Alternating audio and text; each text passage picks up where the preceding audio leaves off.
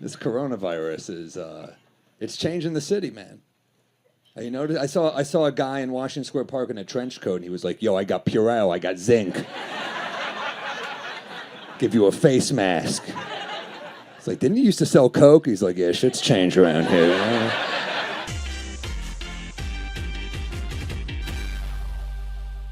Coronavirus is in New York. Have you stocked up on your supplies? I'm gonna just keep going out.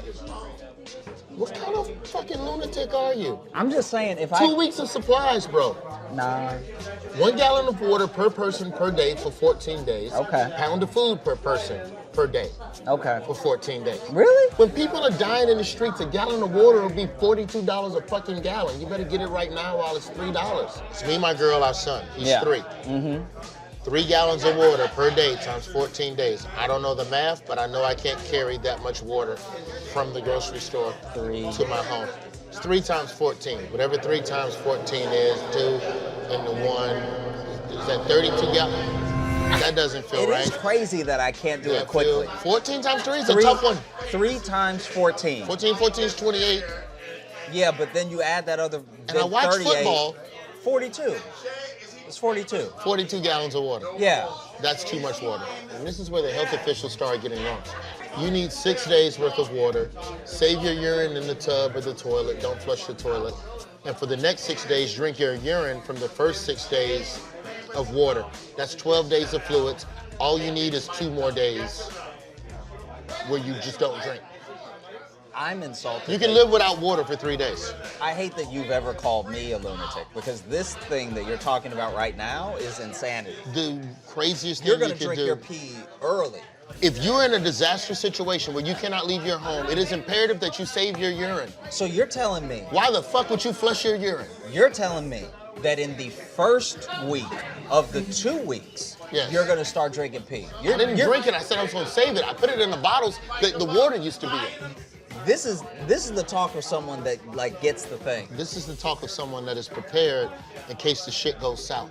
I know you think you're prepared, but right now, it's all just pee talk. I can tell you ain't never been through no shit. Why are we shaking hands?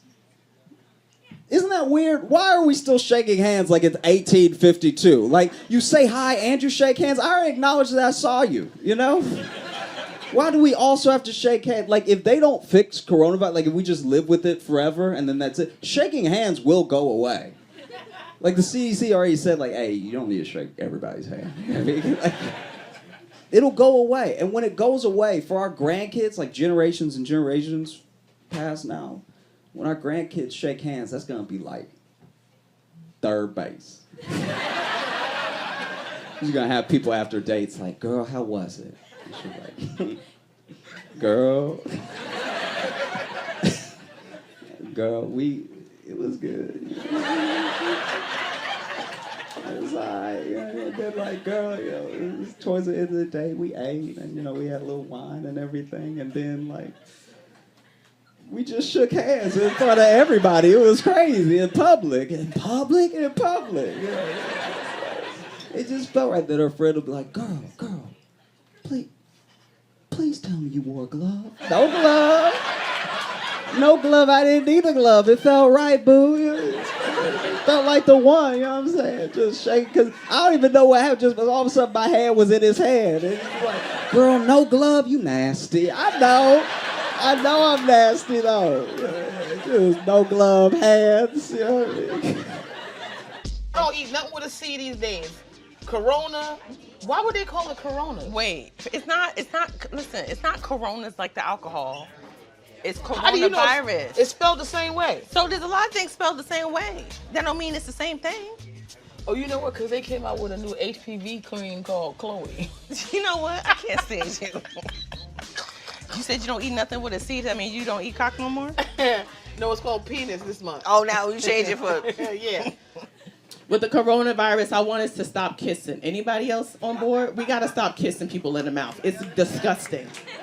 It is absolutely. Why do we kiss each other in the mouth? It's gross. I was having sex with this guy. He started kissing me. I was like, man, this is too much. This is like, I know your penis is tiny to me, but this is like, we're not there yet. Like, why are you kissing me in the mouth? This is disgusting. You guys think you kiss in the mouth all the time? It's gross. Think about it. You're just swapping saliva for no reason. You ever kiss somebody and they just too juicy in the mouth and you gotta go... It's like you took a motherfucking swig of that purple wine at church. Like, ooh, that's enough. A thimble of saliva in my mouth. Let me wash it around. Absolutely disgusting. I'm single, if you didn't realize that. Are you guys germaphobes lately? Like, you know those long door handles? I don't touch the middle anymore. I touch way up top. But now every time I walk into a restaurant, it looks like I'm a stripper who's starting her dance. You know what's crazy about the coronavirus? I read that, like, the Corona beer sales are way down because of the coronavirus, just because the names are similar, which I think is weird. I remember when OJ killed his wife, we didn't stop drinking orange juice.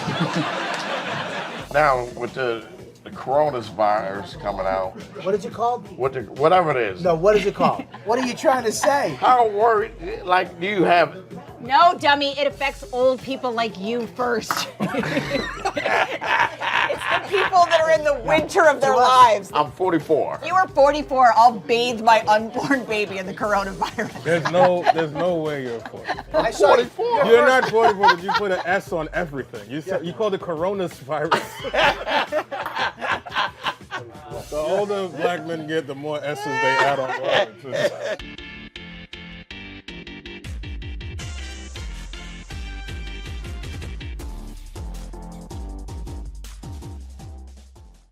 Give it up for Josh Johnson!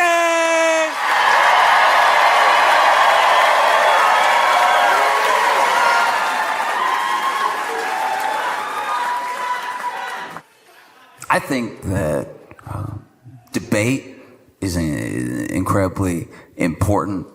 It means a lot if you can take the time to distill all your thoughts, put them up against the thoughts of someone that you don't agree with, and at least come to some common ground, find some basis in reality of at least why the two of you believe what you believe, right? My worry, though, is that every day debate is getting dumber. Like in a way that's not even savable now. I mean, it's one thing for us to disagree about something and then try to talk the thing out as best as possible. But what's happening now is insane.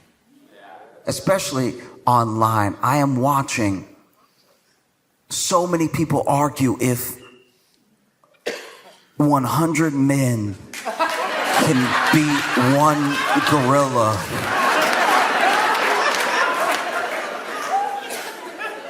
Based on the comments I am seeing, I'm terrified that one gorilla might outsmart 100 men. This is very bad. The logic is not lining up here at all. It's a gorilla. It's gorilla. You don't really need to know much. It's gorilla. Gorilla. Like it's a gorilla and it's 100 dudes, but we haven't even established the parameters of the battle. We haven't. Like, some people, for their scenario, they want to use 100 UFC fighters specifically. And it's like, all right. Okay, maybe. But also, where is the battle taking place? If this is 100 men versus one gorilla in an open field, maybe everybody can flank them and surround them and jump on each other and try to smother them or whatever the plan is. But if this is just a gorilla running into a Blink Fitness, everybody dying. Like everybody die. Every single person in there is dying. If this was just a gorilla running up into church, then yeah, nobody's making it. The plans are insane. The ways that people who I know don't actually own dry erase boards have gone to the store.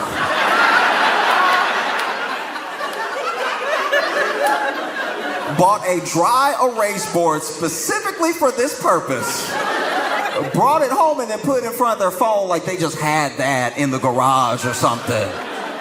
Breaking out the marker, going through the whole thing. And this is what gets me, right? Is that no matter who you talk to, no matter who you talk to, anyone that really believes that these 100 men are gonna beat this one gorilla, no matter who you talk to, everybody is like, all right, look, some of y'all will die. It's like, that's why it's not gonna work. You didn't say us. You said some of y'all, which means you playing on. That's the thing that really gets me, is that you're assuming that 100 men are gonna cooperate. Like you're assuming 100 men are just gonna be like, yeah, you got it, boss. No, you know how many cooks are gonna be in that kitchen? Probably enough for a gorilla to kill. That's crazy. 100.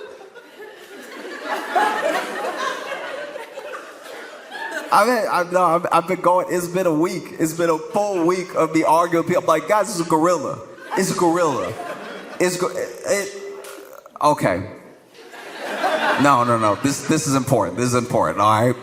Because I could tell just by the vibe in here that a couple of the dudes in here are like, nah. I can feel it. I can legitimately feel it.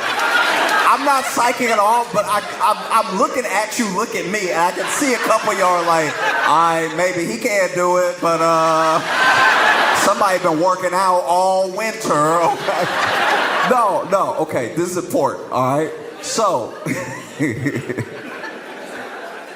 in the true crime documentary space, okay, as men, we've had a rough go of it.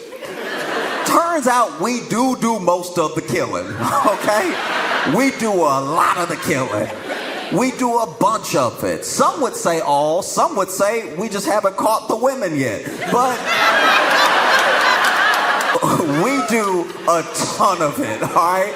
We do an HBO, a Netflix, a Paramount, a Hulu, a Disney Plus amount of the killing, all right? We do all the podcast killing, we do all that, right? And because we do all that, we've been getting a bad rap for a while. There's a lot of people like, ooh, you going to a dinner date with a man? Watch out, girl, right? Like it's just all of us killing all the time. I haven't killed anybody. I've been at home watching these men kill. But said all that to say that in 2024, we got a bit of a reprieve, right? We got a little bit of a stay on our beat down in the media as men, right? Because a documentary series came out called Chimp Crazy, all right? Now, Chimp Crazy is, you may not recognize it as the savior that it is, but you got to remember that in documentary series, all of them, almost exclusively, have been about men being evil and bad and murdering and all this other stuff. And then finally, there was a show called Chimp Crazy, where almost exclusively white women were adopting chimps, letting them get too strong and releasing them into the community. It's like, that's what we needed. It's not all up. Finally, something is not a man's fault, because they interviewed these women and they're like, no, he's like my baby. And then he gets real strong. She's like, ooh, let him out the window. Like, if you have not watched it, it is a phenomenal series. It is genuinely terrifying and insane, and it is both brilliantly done and horrible to watch, but also captivating. You can't look away. It is truly insane. And I know that there should probably be a name. There should probably be a name for what this thing is that these ladies have, because basically in the US we like having exotic animals, and one of the exotic animals that people really love having is chimps, right? And so these people will get chimps on the black market, and when you get a chimp very, very young, it does act almost exactly like a human baby. Now what's so crazy about this situation is that some of the women in these Chimp Crazy scenarios, they do have kids. They have kids. The kid will even be like, oh yeah, I went to college and came back and she didn't notice. She loved that chimp. That chimp is her favorite. Yeah, I don't even know what to do.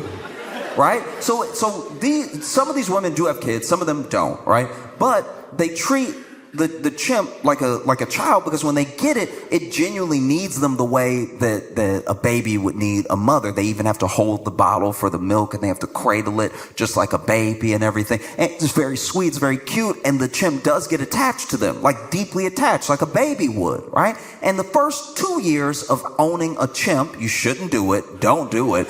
The first 2 years of owning a chimp is exactly like having a baby. You know, they're not really talking, they're learning to walk, they're doing all the stuff like on this sort of timetable that's almost close to like a human baby, right? And then at three, the chimp does get stronger than a baby, but still acting like a baby. You can still train it and tell what to do and get it to stop doing stuff and everything, because the chimp is like, it's taking in all of the stimulus around it, and if you raise it like a kid, it'll start acting like a kid. At five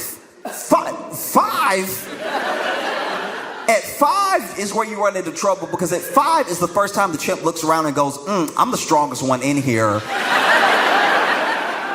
I don't think I'm going to bed. All right? So, said all that to say that one example is in the show, Chimp Crazy. This woman is, okay, so she has her chimp, right? And the chimp, they've been trying as a community, as a city, they've been telling her, you gotta get rid of this chimp. She's like, no, it's my baby, no, I can't do that, no, right? Never mind the chimp. She would take the chimp in the truck with her to go places, so she'd take it to go get ice cream or whatever. And there was one time she took it to go get ice cream, and it just got out of the truck and nobody could get it back in, and it stopped traffic because it was like, I like where I'm standing right now, and I bet you won't move me, right? And so then the city told her, look, if anything like this ever happens again, we have to come get the chimp. You can't just have the chimp stop in traffic and stuff. She's like, okay, right? Then one day, the chimp's got to be like, oh, it's over 5 now. And it's just wilding out because it's like, you know what? I should be in the trees. I should be in the trees, and wood paneling isn't going to cut it. So it's flying throughout the home, right? And she freaking out. So then, as much as these women are like, this is my baby, this is my child, whatever, when you listen to the 911 call, almost every time, they're like, shoot it. Almost exclusively. Every single time, right? And so basically, then she's over here, she is either making so much noise or calls her neighbor that her neighbor comes over to help her, right? Now, this neighbor doesn't love the chimp like she loves the chimp. So the neighbor is like, we have a wild animal in here that will kill us on purpose or by accident. I have no idea, right? And she's already calling. She's calling the 911, and she's like, shut it, right? And then her neighbor, in order to try to subdue the chimp, attacks the chimp from behind, right? And then the chimp turns around, and I don't know if it was on purpose or by accident, but that chimp slapped her face off. And that's not even a gorilla. So you have no chance against a gorilla. In what world do you have the nerve to think you could last again? And then you see the dudes in here. No, okay, we gonna send them in waves, right? So that first wave gonna get in there trying to tire him out. It's like, no, he won't get tired if he killed for fun. If murder is his favorite game, he's not gonna get tired of anything. No. You run it up on that gorilla. Gorilla just grabbed 2 dudes, right? Just grabbed their legs, used them as nunchucks to beat everybody else. They're over here going full Bruce Lee with it.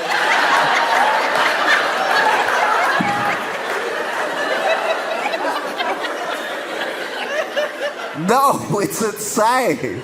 It's an insane premise. No. You're assuming 100 men are going to cooperate, coordinate, execute this plan. You're assuming you don't have a single coward in there.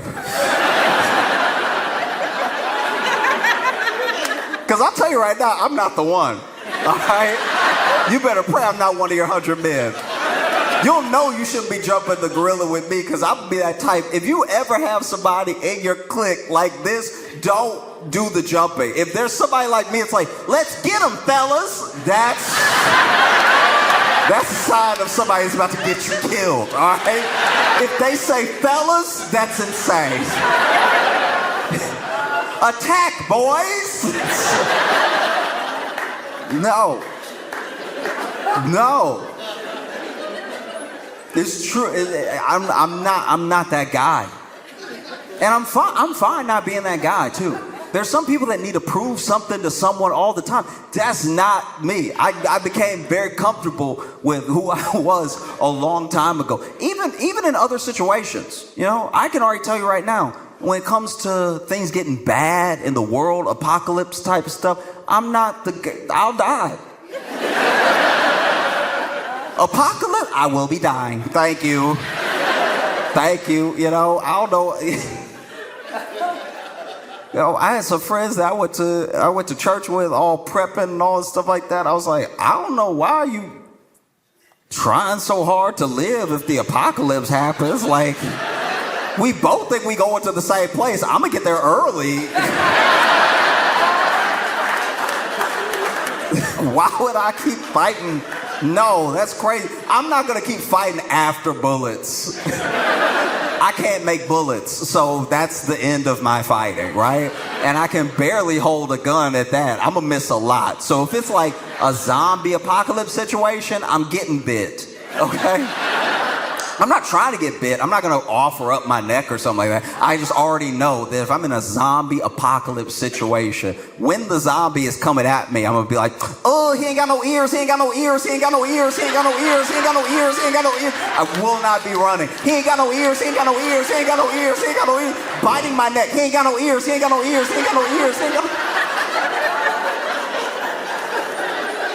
No, if there's a zombie apocalypse, I'm a zombie immediately. You know, I feel like I wouldn't even zombie right.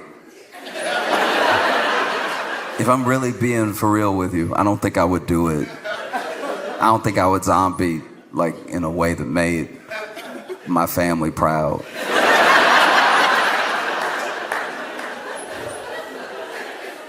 Do you know what I mean? Like, I don't think I could. Because I'm already not a fighter. I wasn't fighting enough to not be a zombie. I was ready to die. You know, like I've watched The Last of Us. I was like, would not be me. That's not making it to season 2, probably not episode 3, all right? You're not gonna catch me fighting to live in a world with no Wi-Fi. Are you serious? What are you doing? I'm out here trying to treat this water, drinking dirty water, but I put charcoal in it, so maybe that'll get some of the... Just so I can read by candlelight? Are you serious? No. I'm not gonna be fighting this hard to live in the past. No, and then I get bit, now I'm a zombie, and I'm an embarrassing... I just don't think I would have... I don't know if I got the base to be a zombie. Do you know what I mean? Because zombies supposed to be like,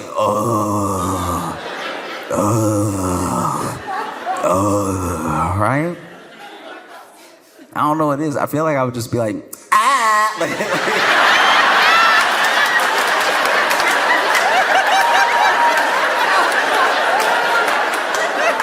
I got my hands wrong too.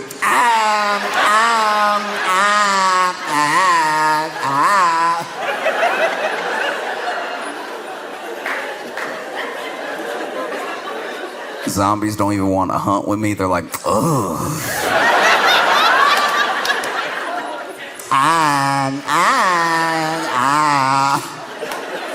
Even humans are like, can I be bit by anybody but him? Like, I don't like what he's doing.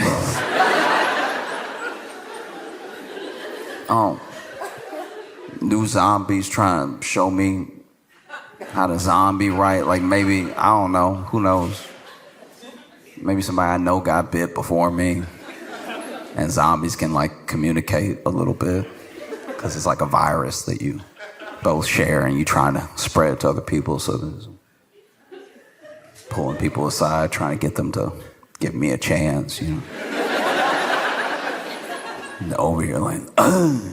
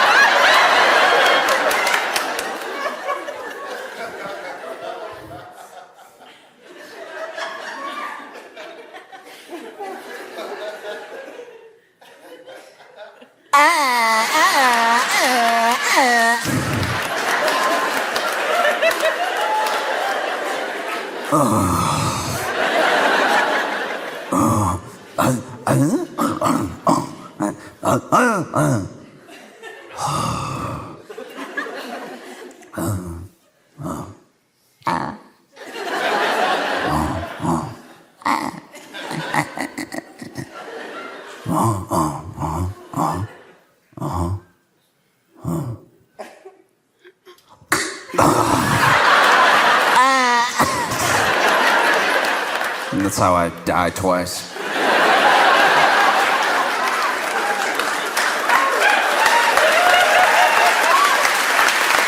Like, all I'm saying, all I'm really trying to say is that I'm not like a survivor in that way, you know?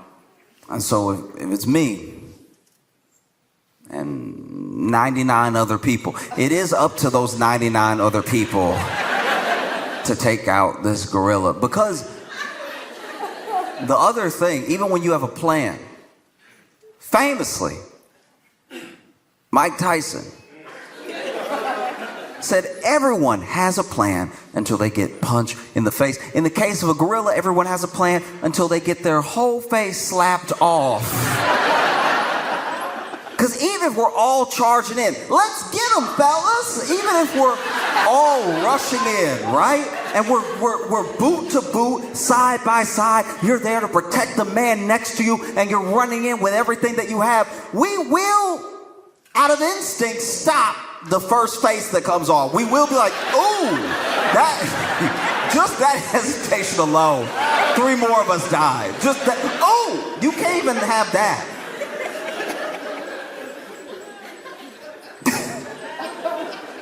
Oh, because if we're talking about 100 men, this is the way I imagined it. And maybe I'm wrong to the people who I think are wrong. The way I imagined it, it was 100 men. It'd be 100 men at random, 100 different body types, 100 different backgrounds, 100 different ages, you know? So I think you're rushing in with 100 random men. If you even have a plan, if you really think you can pull this off, right? I think you still have to take into account who you're going to have by virtue of that randomness. Like, I think out of 100 men, you're going to get at least 9, maybe as high as 13 actual martial arts practitioners. People who actually know how to fight. And actually knowing how to fight may not save you, because you got to remember, men lose fights to men.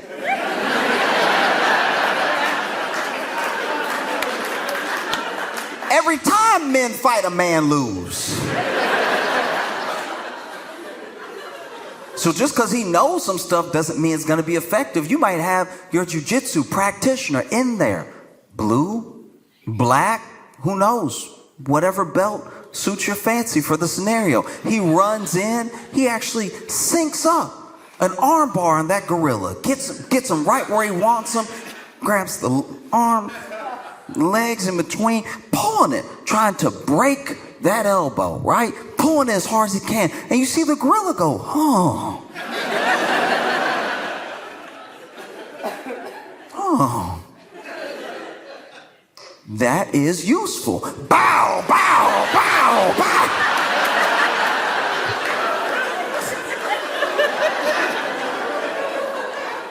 Now you just made the gorilla a gauntlet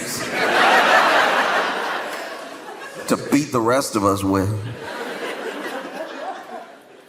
You know, get a Muay Thai fighter in there. Ooh, Muay Thai with the short, close combat. That's where you get the elbows in, where you get the knees in, right? And maybe he gets that gorilla right where he wants him, jumps up, wraps his hands around the gorilla's head, goes for that knee, right? And then the gorilla's like, that knee was delicious. Turns out knees are my favorite flavor. I will be attributing that to the rest of my combatants.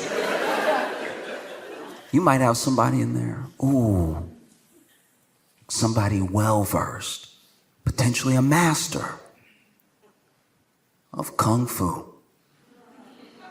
And we're talking old-style Kung Fu, the things they made the movies of.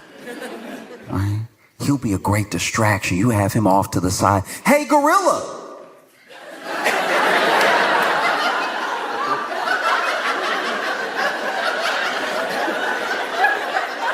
Y'all now. Y'all get him. Hey, get him. Hey, hurry. Y'all, he getting close. Y'all.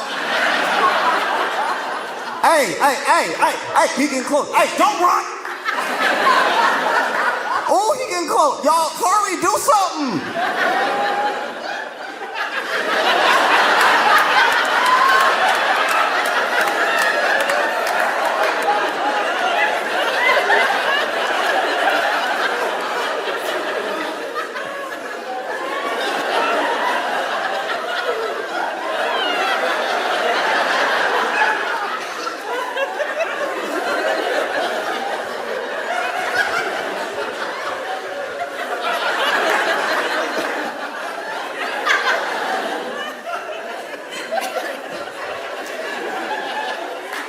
The last half was in heaven because he died away, like halfway through that. Because there are people who don't want to believe that individuals like this exist, but they do. They do. Out of 100 men, you're going to have at least one of those people that's really gifted with animals. And I don't mean, by the way, like a vet. I mean gifted with animals the way that they make TV shows about those people. You know those dog people? Those dog whisperers? They make the whole TV show. You don't know what, he doesn't actually train you in what he doing. He just knows how to do it. You know, dog acting all bad and everything, and then he whisper in the dog's ear, and you can't tell what he's saying, he's just sort of making noises. But the dog is like, ooh, you cooking, okay. Yes, that does make sense. I should stop biting people in the face, yeah. For every 100 men, I believe, personally, you will have one Doolittle. You'll have one guy that can really communicate with an animal. There are people, and there are animal people. And he is the most animal person. He is an animal person squared, right? He just knows something, connection to nature. There's something intuitive there. And he goes, hey, y'all, look, we're almost all dead. Let me try.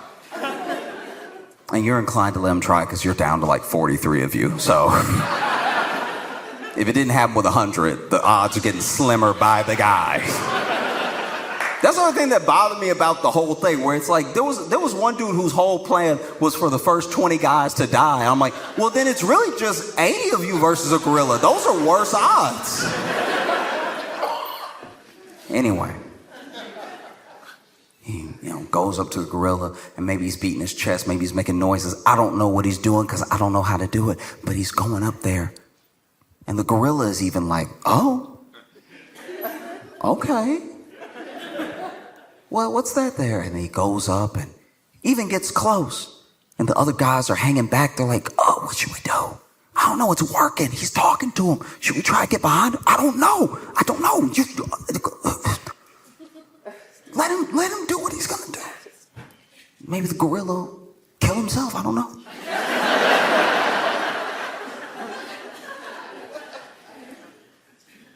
He goes up to the gorilla and he's communicating in whatever shared language, shared motions, movements that they have. And he tells that gorilla, hey, look. It's about 43 of us left. Kill everybody but me.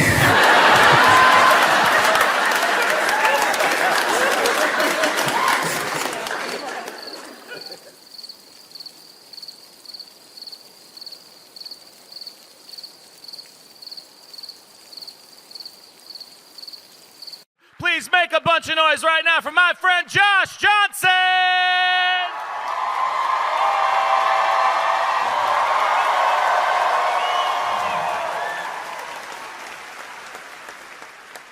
I watch a lot of true crime documentaries and series and stuff, and I like to watch the ones that, as best as possible, don't involve murder, because genuinely, I'll be like, oh, this is wild, but this is also very sad. So I like the ones where it's like a robbery.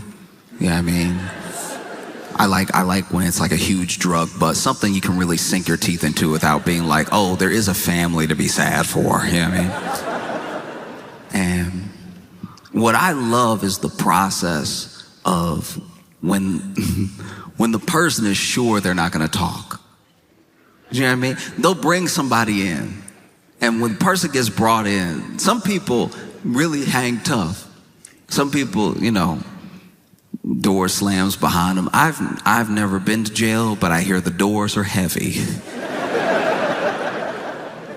Door slams behind them. They actually get more tough. They sit in an interrogation like, what? I'm not gonna tell you nothing. You want something out of me? You got the wrong one, okay? And then there's other people, that door slams, and as soon as it slams, they're like, listen, I wasn't there, all right? It was Robert, it was Terry, Robert and Terry, it was their plan anyway. If anything, I'm an innocent bystander. I was just in the car. Y'all know when y'all arrested us, I was in the back seat. That's for a reason. I wasn't even the getaway driver. I thought we were going to McDonald's. There are some people who snitch so fast. Even the police can't write it down fast enough. Police are like, well, we got it on tape too, but yeah, this is too fast for the shorthand. Imagine you snitch so fast, you make a cop go, hold on.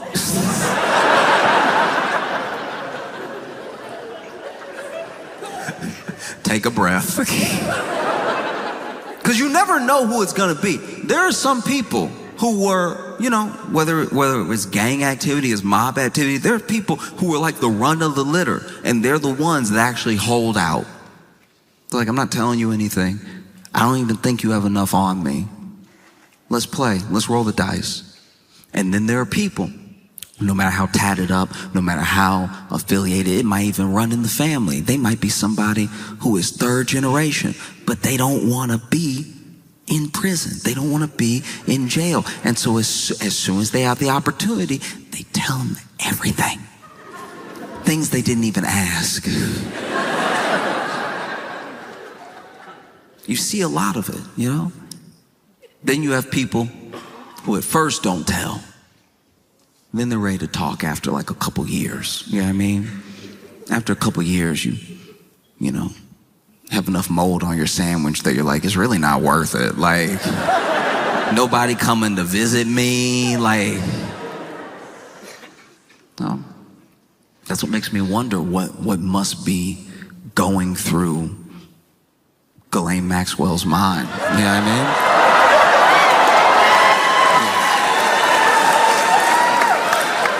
Look, I'm no legal expert,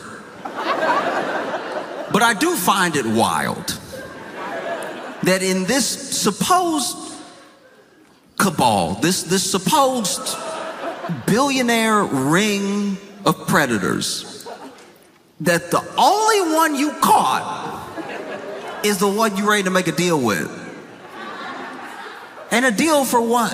You know what I mean? Exposing more names? Bringing other people down? Probably not. Probably just being bribed to not say the president's name. You know? And look, I could be wrong. I don't think I am. Because you've already seen Trump float the idea of pardoning Ghislaine Maxwell. We even know from old tapes they thought about pardoning her way back when she got sentenced. You know? And yeah, no, I agree. I'm not a fan of it. She's not here. I'm not a fan. The boo.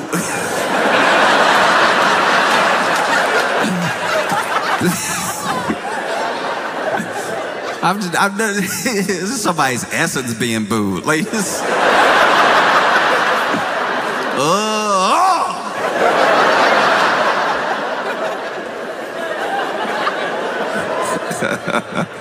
No, it is genuinely insane what's happening because, you know, Trump floated the pardon. He even was asked by the press if he would pardon Ghislaine Maxwell, and he goes, look, I could, but let's not talk about it right now. What an insane thing to say. You got asked a yes or no question, and you somehow answered worse than yes or no.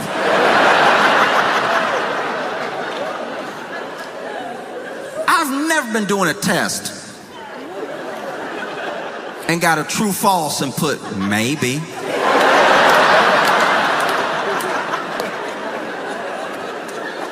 I don't know, you the teacher, you tell me.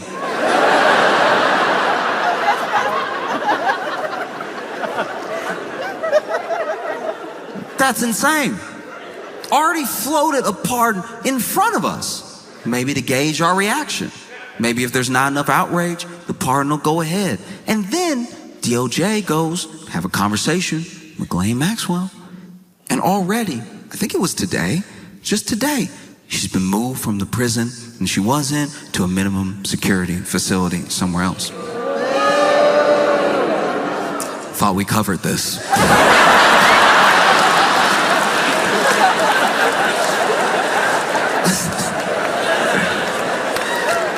I too hope she can feel your booze. I hope booze work like laxatives, you know. Ghislaine Maxwell just sitting in jail right now. You know, booze don't travel that fast, and so it comes in waves out of nowhere. She's having a conversation. Oh yeah, Trump and Epstein were there. Ooh. That's my hope. No idea if that's the case. But, you know, you see this sort of thing happening. It feels insane. It feels insane to watch in real time. This is the only person, the one person that got caught, the one person that's being held accountable. And everybody's so obsessed with like the idea of a list or more people or whoever they want to be on the list being on the list that they forget that there were real people that deserve justice. And the idea that the only person that we've so far got might go free is it's unacceptable, you know? Because you see Trump floating, pardoning Ghislaine Maxwell, and I can't imagine what it must be like to be a Trump aide. Like your nose must bleed every day. It's like, yeah, I'm thinking of pardoning Ghislaine Maxwell, and the aide is like, what? I asked you what you want for breakfast.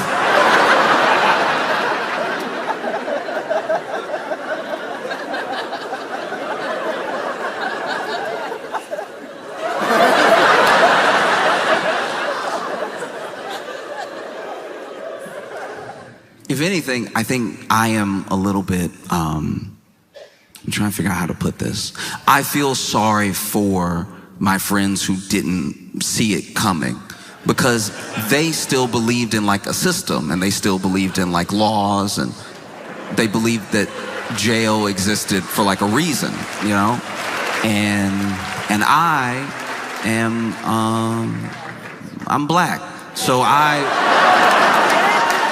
kind of saw a good portion of this coming. It's like, anyone who's genuinely shocked that Ghislaine Maxwell might get a pardon and that she's already been moved to a minimum security prison after being convicted, but then talking to the DOJ under like new light.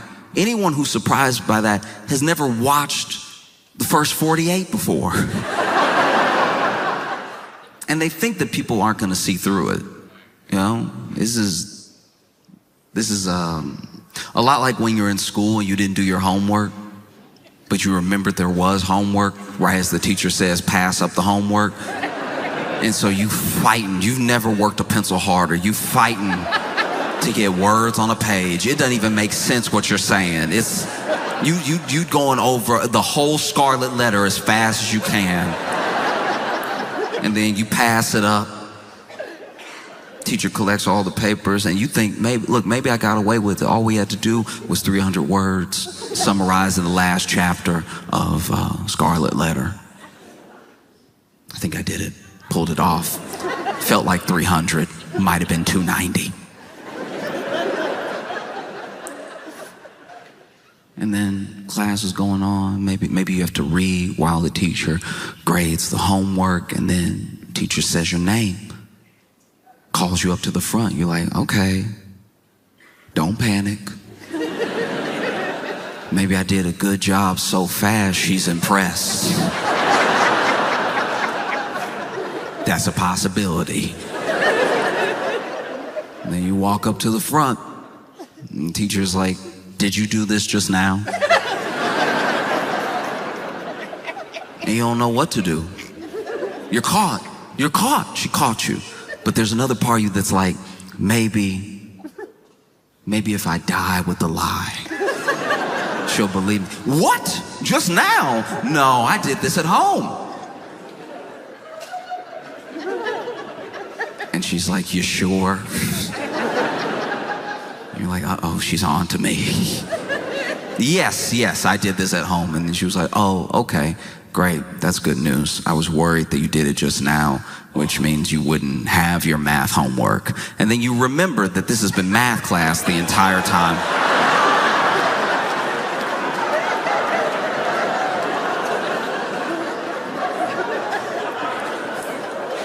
That at least feels like what Trump is going through.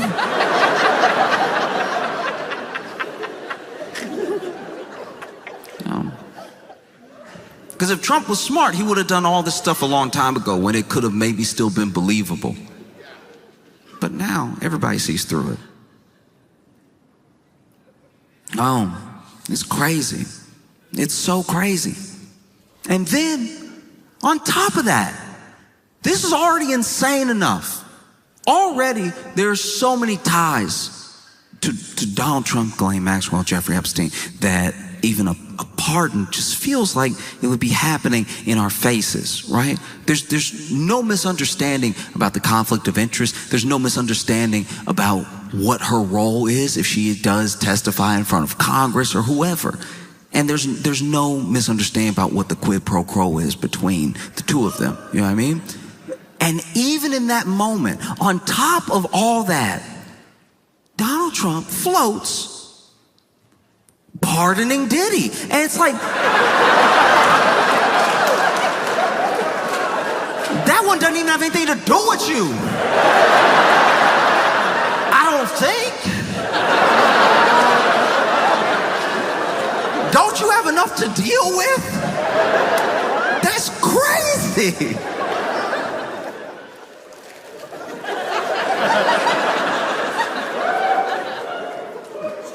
As someone who is not in jail, I'm sweating about everybody who's about to be out of jail. This is insane.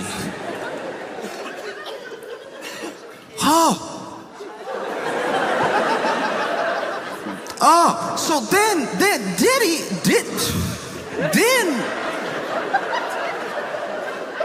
already the public, especially by the media, somewhat,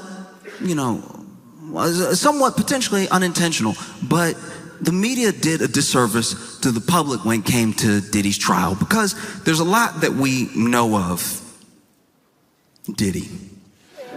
There's a lot that we know that he did, that he's alleged to have done. And I think that the state put forward a remarkably bad case to try to lock Diddy up, because I think from the public's view, they see the trial and you see it through the lens that the media is selling. The media wants you to keep watching, they want you to tune in every day, and so they make it look like he's about to do 10,000 years, right? They really hype this thing up. They never really mention that all the while the trial is going on, pieces are getting dropped. Left and right, charges are getting dropped. There's things that the state is focusing on. There's things that the state is dropping. There's things that we understand that Diddy is at least allegedly done from all the documentaries that came out. You would think that Diddy was 16 OJs, the way that he had documentaries coming out about him every month. Everything Diddy ever did to anybody, they got their own documentary on Tubi, on HBO, on Hulu. Everywhere. Oh, he hung me out of a window. Like, just non-stop stories, right? But it's important to remember what he's being charged with and what he's on trial for. So then things would even come up during the trial. Things that are illegal, that they were just talking about plainly, all to get to the thing he's actually being charged with. So as bad as this testimony sounds, as many things that are going on, you have to remember these are not the things he's being charged with. And I think that media got carried away. I think the news got carried away because they finally had something juicy, something big, something that they knew was going to last for days, weeks, months, that wasn't the same old stuff, something that had a bunch of intrigue in it. Apparently there's all these tapes. Apparently he has all this blackmail on all of Hollywood. There's all these things that were supposed to be coming out during the trial, you know? And then the state supposedly makes their case. They read out the verdict. Everyone is sure that this man is about to do 10 million years. And then they read the first one, not guilty. And they start reading them, and there's 5 charges, and 3 of them not guilty. The 3 that carried the most weight, the 3 that had like a minimum 15, 20 years, you know? And then there's 2 misdemeanors. Those 2 misdemeanors he is found guilty of. The people are perplexed. How is he found guilty of these things that are at least tangentially related to the other charges that he hasn't been found guilty for? What's happening, right? And those charges, the things that he was convicted of, they don't carry some mandatory minimum. You know, he could get time served. He could get up to 10 years. He could still do 20 years. But it's not likely that he'll do 20 years because that is the most extreme of cases where you give people the maximum. And I even rewatched a little bit of the reading of the verdict, and I just thought to myself, could get time served. Why would you bother pardoning him? Like, he might already be walking out of jail that day. That's such a crazy thing to do. You don't have enough going on with everybody thinking you were like on an island 152 times or whatever.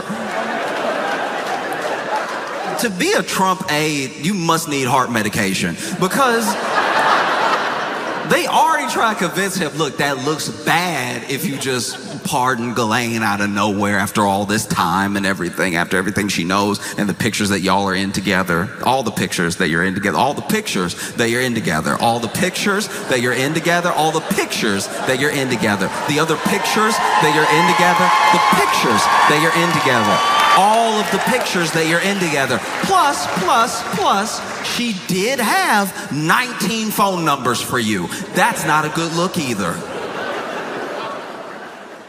And then Trump says, I see what you're saying. I understand. All right, look, what we're gonna do, we do best. All right, gonna run a little interference. We're gonna run a little distraction, okay? And we're also gonna pardon Sean Diddy Combs at the same time.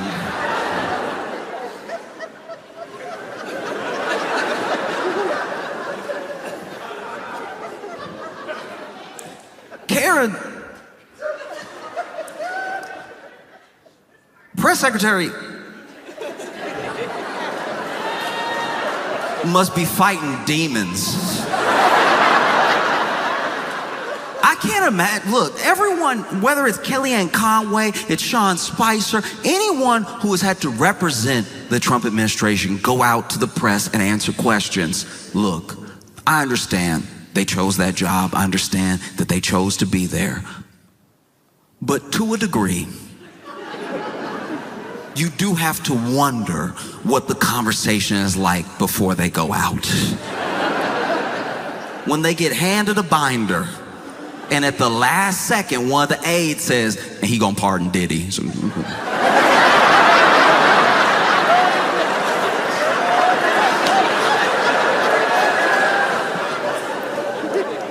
no matter who it was, whether it was Sarah Huckabee Sanders, anyone who has represented the administration on the news or in the press room or anything like that, there's at least been 1 or 2 days where they had 1,000-yard stare because they were like, how am I gonna pull this together? Because look, things came out during Diddy's trial, things that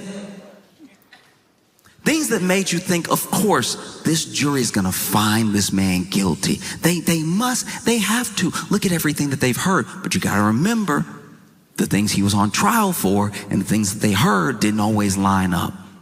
There was one day of testimony that truly blew me away in that case, and that's hard to say because plenty of those days were rough to listen to. But there is one day in particular that has stuck with me in a different way than the other days. It was the day that Kid Cudi testified. Now, famously, still somehow allegedly,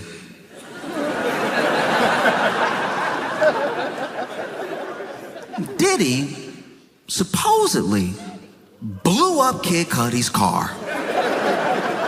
You're bringing the man who has his car blown up to testify. You would think that that'd be one of the charges.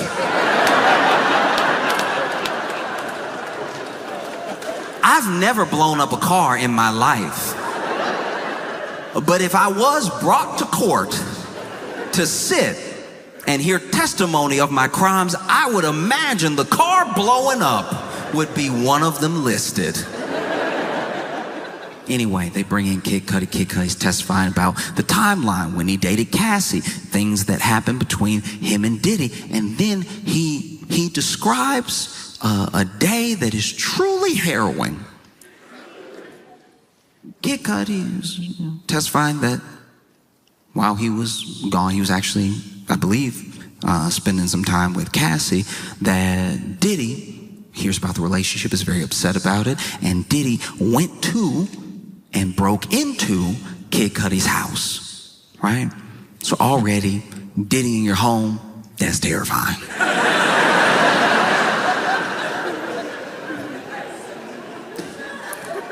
Diddy in your home is the devil's version of Elf on the Shelf.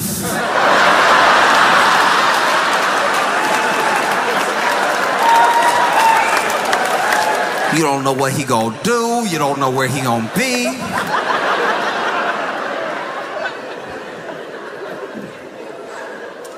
Woo.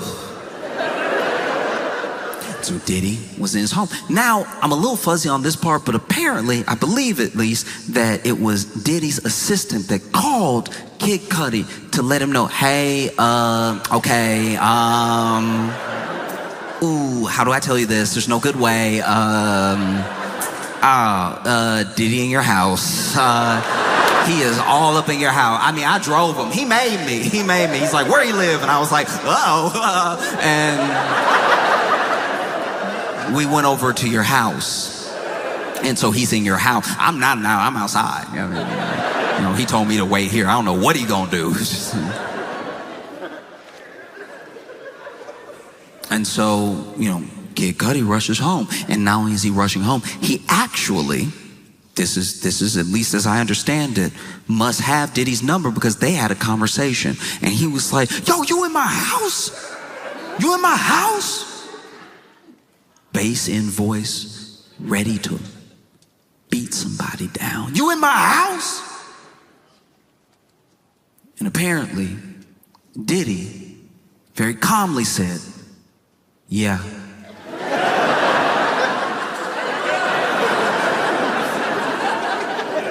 Kid Cudi better than me. If it was me, I wouldn't have a home anymore. If it was me, I'd be like, all right, then you got it, then that's, I mean, if you're already there. Someone breaking and entering into your home and then calmly telling you they broke and entered into your home is more terrifying than I think y'all are giving it credit for. Because then Cudi, apparently, according to testimony, was like, I'm headed there right now, like ready to really beat this dude down, right? And then Diddy said, okay, I'll be waiting for you.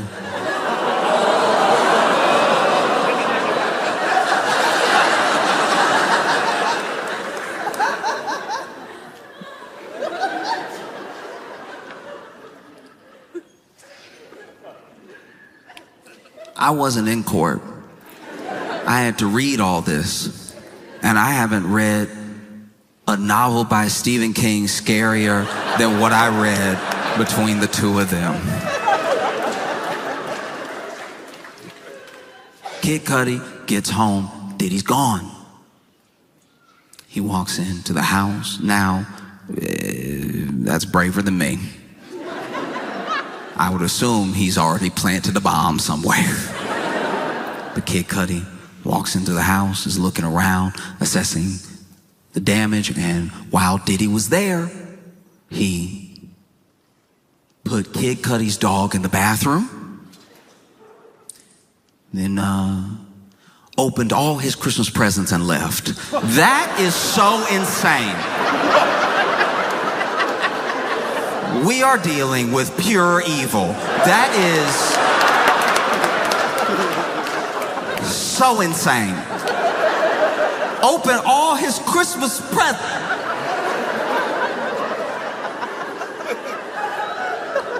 How is he all at once one of the most menacing figures that hip hop has ever seen and a third grade bully? How is it possible that both of these characters hold the same space in the same body? Because that is so particularly evil.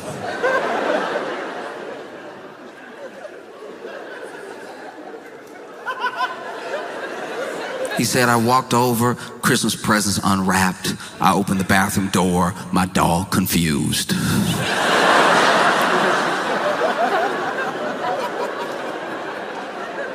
And why wouldn't the dog be confused? Let's, for a moment, if you will, put yourself in the dog's paws, all right? You're a dog. You a dog. You're a dog. And you're at home, chilling, as you should be. And then the door opens. Oh, Papa? No, it's not. It's not the owner that you love. It's Sean Diddy Combs. I don't know what type of dog Cudi has. I don't know if it's a Scooby-Doo type dog, but I imagine any dog would be like, ready?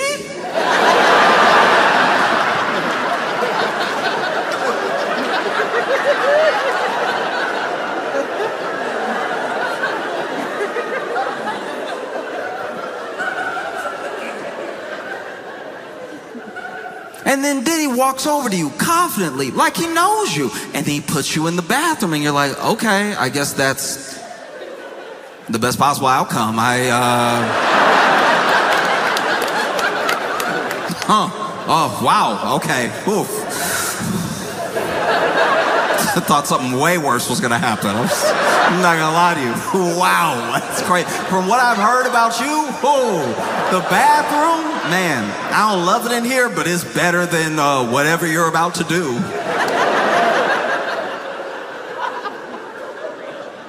And then Sean Diddy Combs opens all the Christmas presents and goes, well, my work is done here, and exits.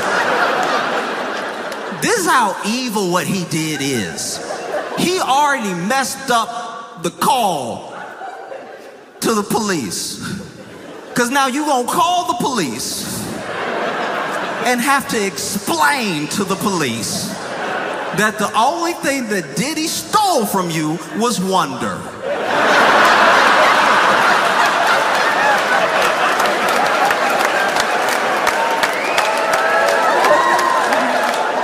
Imagine that call to the police. You gotta call the police and tell them that Diddy, and the police are asking you very reasonable questions. They're over here like, is he still in the home? I don't know. Hopefully that would make this whole thing a bit more serious. Right now he's left it at hilarious, which is a sick thing to do.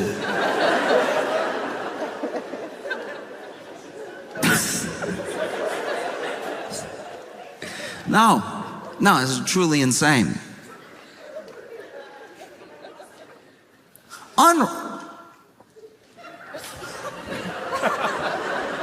Not even destroyed, unwrapped.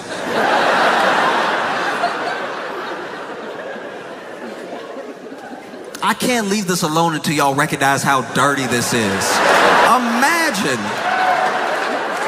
Lots of people here celebrate Christmas. Lots of people exchange Christmas gifts. Imagine if you came home and there just wasn't paper.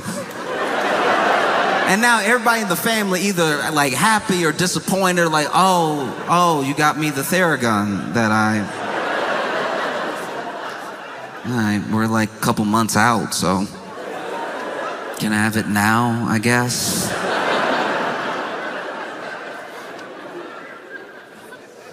Truly an evil man. And Trump is floating, pardoning Diddy. Even before, this is what's odd, even before this Epstein stuff popped up, Trump had floated the idea of pardoning Diddy mid-trial. And I was like, I didn't know they went together like that. That's weird.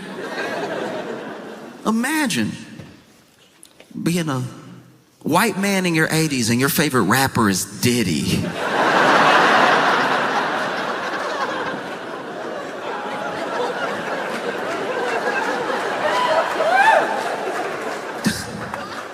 No Raekwon, no Rakim, no Run DMC, Diddy. Okay. And even then he had floated the idea of pardoning Diddy. And who knows, maybe something happened. Maybe some money exchanged hands. Maybe somebody said something to somebody and started it in motion and everything. But I can tell you this, justice system aside, the only person working hard to make sure that Diddy doesn't get a pardon. It isn't the state. No. It's not like the DA or the lead prosecutor or anything like that. The person working their hardest to make sure that Diddy does not get a pardon, that he doesn't get released back into society, is 50 Cent.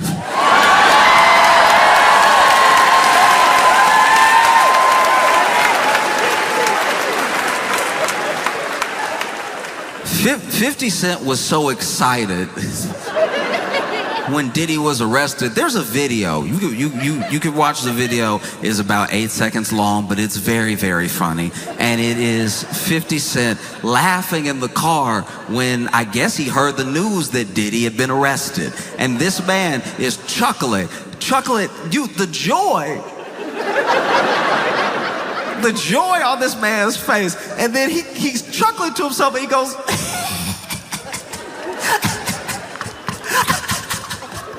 he gonna spend Christmas in jail.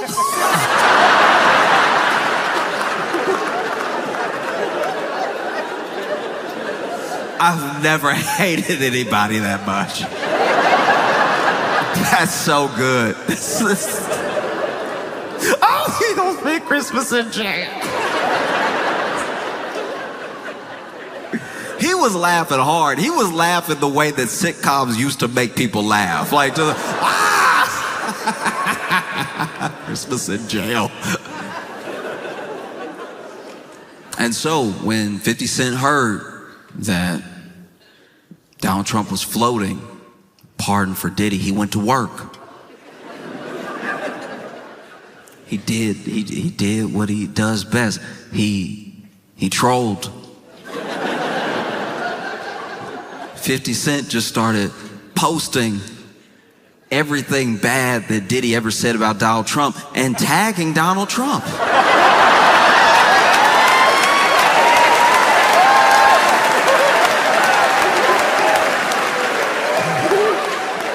This man went, is this your friend?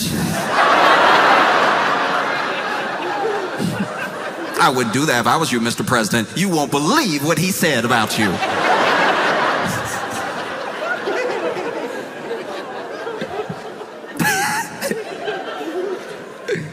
Oh, no.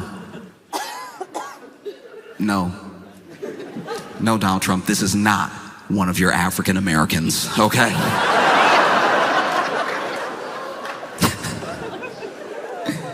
It's been tough. I've been trying to find, like, really, whether I'm reading or I'm watching, I've been trying to find pretty much any news story that isn't about Trump and Epstein, you know?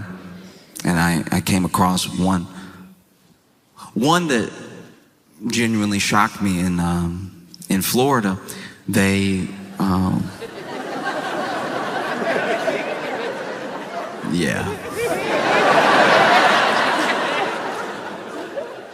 in Florida, the Tallahassee police arrested Chuck E. Cheese at Chuck E. Cheese.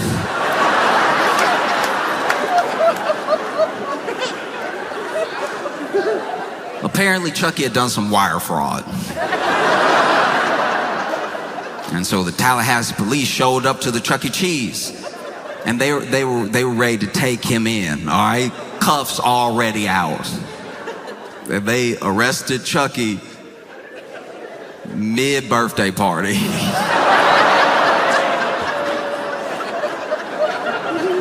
You couldn't wait an hour and a half? You know where he is. It's not like he's gonna get far in the costume. They arrested Chucky. Those poor kids. Imagine. Picture, if you will,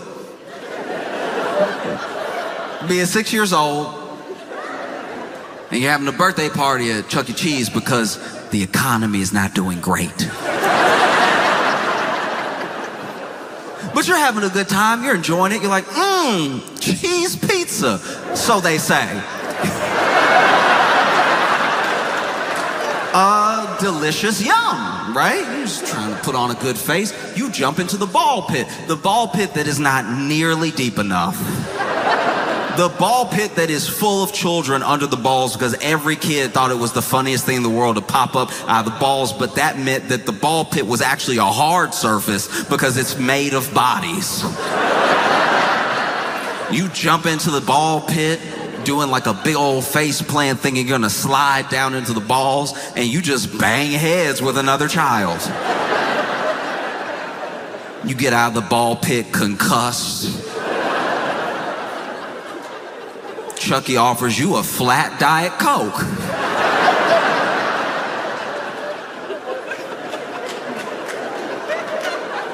Look, there's a hierarchy to costumed mascots. Now, the most athletic are gonna go to teams. You ever been to a sports game and you see their mascot stretches before, they doing wild moves like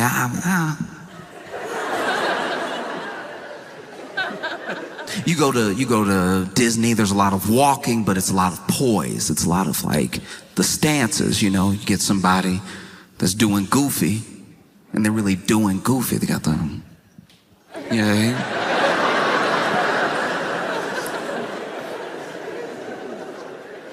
Chucky.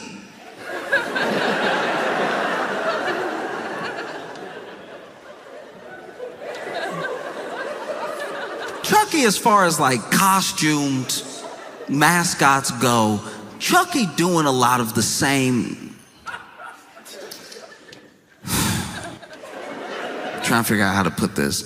Chucky, the qualifications to be Chucky at Chuck E. Cheese are a lot like the qualifications to work at a Waffle House, okay? You gonna get in the costume, they're gonna tell you do your best, all right? Do your absolute best, and if somebody swing at you, you can swing back after they hit you the first time.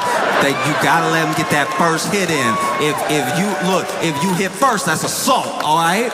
And you'll be fired. But look, if they put hands on you first, then hey, you gotta get it how you live and go ahead and swing on them.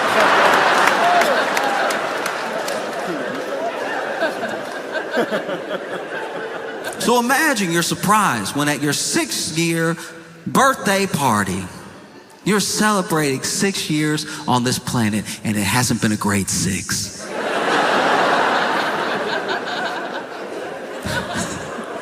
You're a little too young to like remember COVID, but you know mom and dad are weird.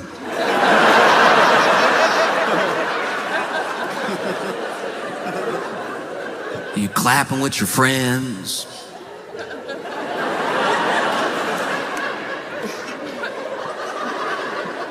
And Chucky's doing his thing, trying to like find the beat.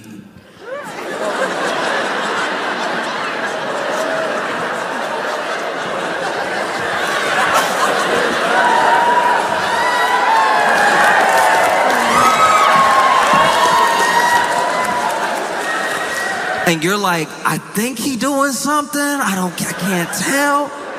And then the Tallahassee police walk in. And they cuff Chucky right there in front of you for wire fraud.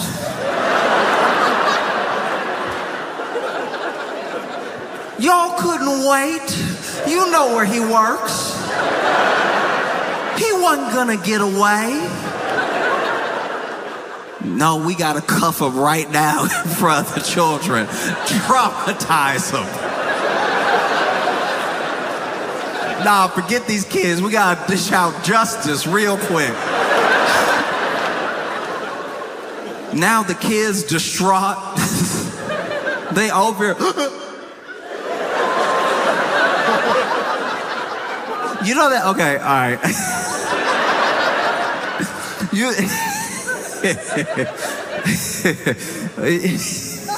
I'm sorry. It's funny because it's like I can see the kids being like, what'd he do?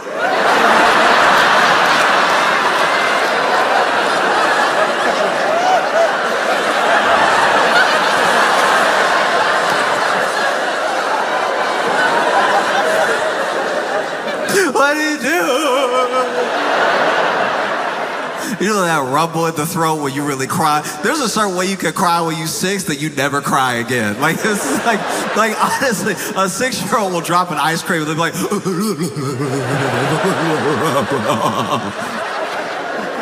just mixing Disney voices, half Ursula, half Jafar.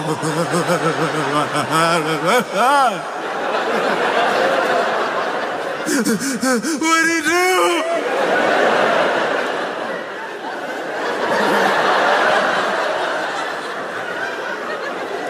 Let him go, he ain't did nothing. Kids out here vouching for, he was here the whole time.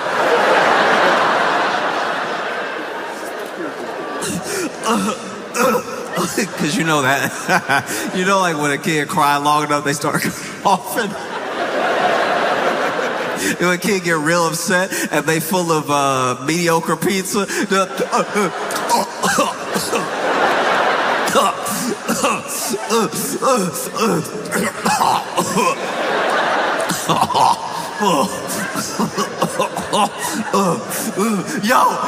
Yo, free Chucky!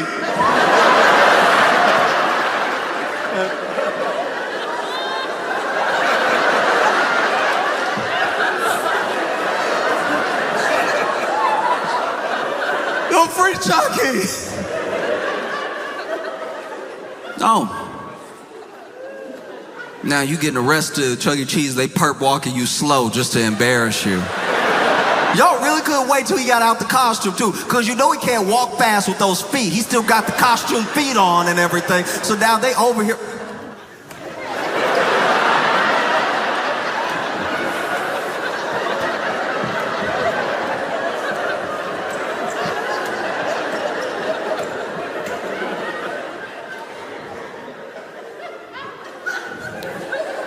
They get Chucky outside, slam him up against that car.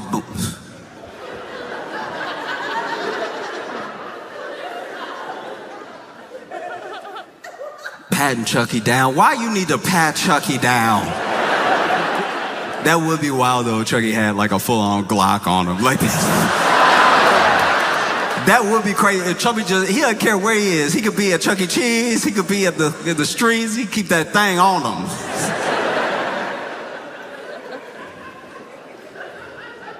The thing that I think would have been probably the toughest for the police, because I personally read about this, I didn't see video, so I don't know if this happened or not. But it would be hard.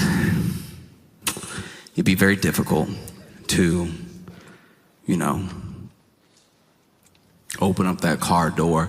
And when they walked him out, they did it in full costume, like the head was still on. Like,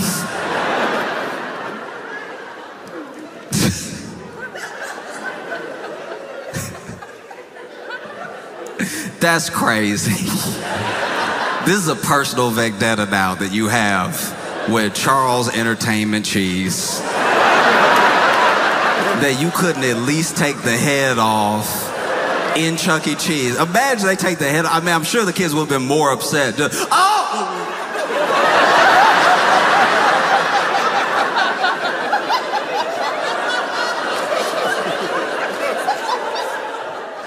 Chucky Black.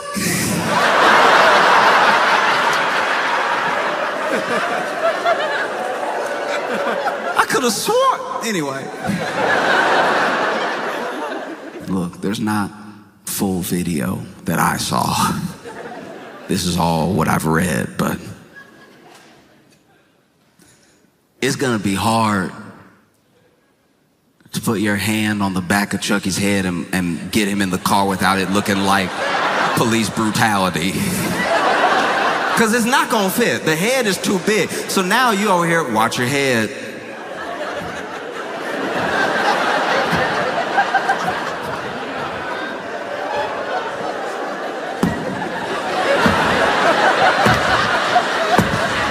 Kids at the glass of the door. You know how Chuck E. Cheese built. They had the glass like, no!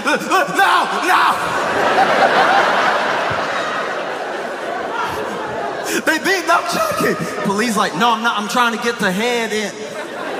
No, he won't fit. He can't even feel it like that. No, don't do that. Everybody start recording. Look what they doing to Chucky, y'all.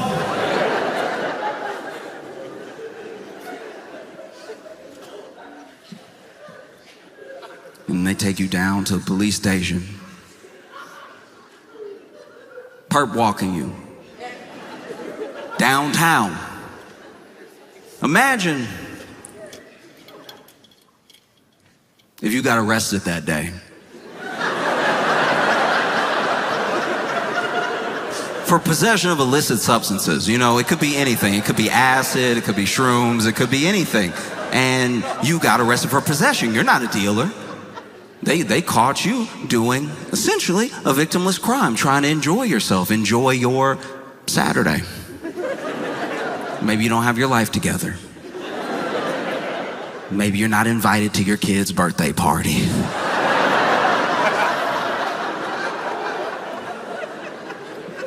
And you get arrested, you're sitting downtown, waiting to be processed, and then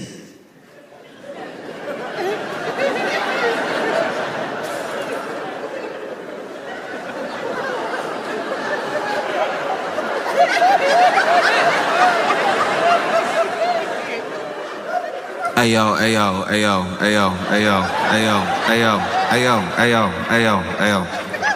I know I got a right to remain silent. I know this may hurt me in court. But did a giant mouse just walk through here fully arrested? Oh, thank goodness. I thought I was still very high from drugs.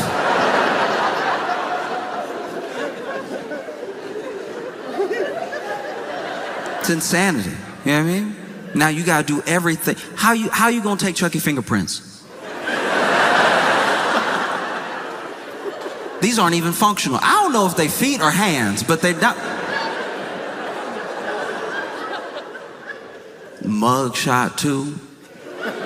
Those mug shots are cold. They're just like, ready, face me.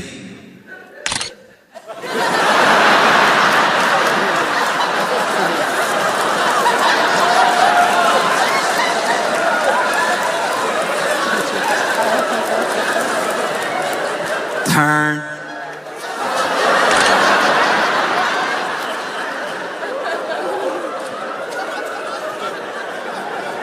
Turn.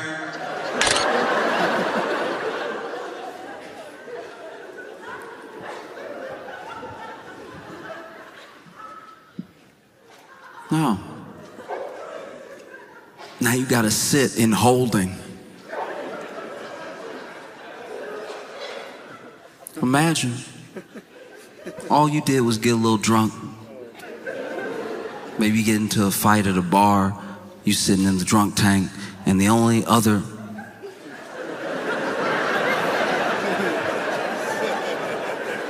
is Chucky a person? Nobody else in there but you and Chuck E. Cheese. And whether it's jail or a birthday, they never really gave, at least that I know of, Chucky a voice. Chucky was always silent. At every birthday party I had at Chuck E. Cheese, Chucky was silent. You know, do the...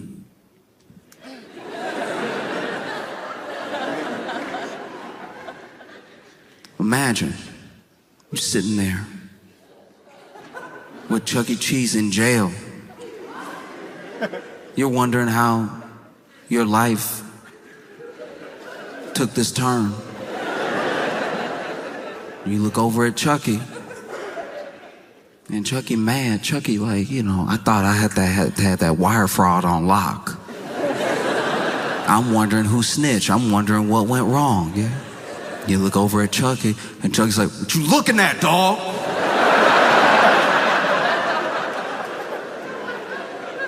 You got a problem? But all you see is...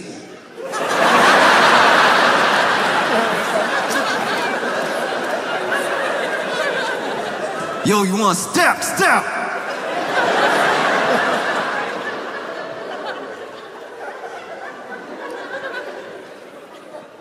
I'm just saying that in this like kangaroo circus of a court and justice system where we know the government is playing in our face, playing with really dangerous people who have done terrible things. If you're gonna pardon Ghislaine Maxwell, if you're gonna pardon Diddy, then at least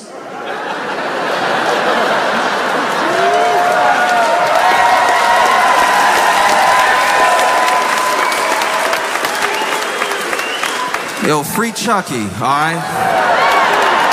Denver, y'all been phenomenal. Thank you so much. I appreciate y'all.